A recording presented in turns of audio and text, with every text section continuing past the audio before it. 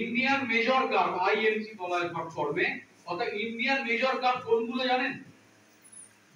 জানেন না, কিন্তু আপনারা সবসময় ওইগুলোই ঘাটছেন। যাক, এটা না জানারই কথা। একদম এক্স্যাক্টলি, কাতলা, রুই আর মৃগেল, এই তিনটে মাছকে বলা হয় ইন্ডিয়ান মেজর কার্ভ। তার সঙ্গে আমরা আর কি মাছ চাষ করি? রুই, কাতলা, মৃগেলের সঙ্গে চাষ করি হচ্ছে silver curve, gas curve, common curve, তাই তো? এই তিনটে মাছকে বলা হয় exotic curve, EC. Exotic curve মানে অর্থাৎ বাইরে থেকে এদেরকে আনা হয়েছিল কোন এক সময়।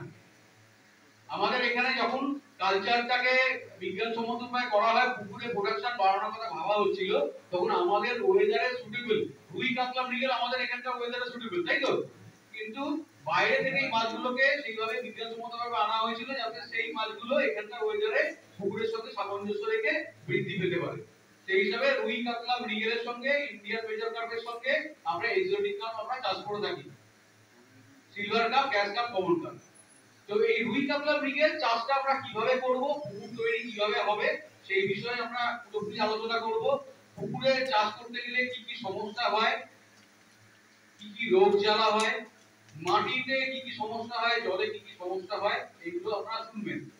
তবে একটা কথা আমি বলবো, শুধু আপনারা শুনবেন ব্যাপারটা এরকম নয়, যেগুলো জানবেন না সেগুলো আপনারা নোট করবেন। শেষ দিনে একটা ভার্বাল আপনার ইন্টারভিউ করবো না, মানে একটা আলোচনা হবে শেষ দিন।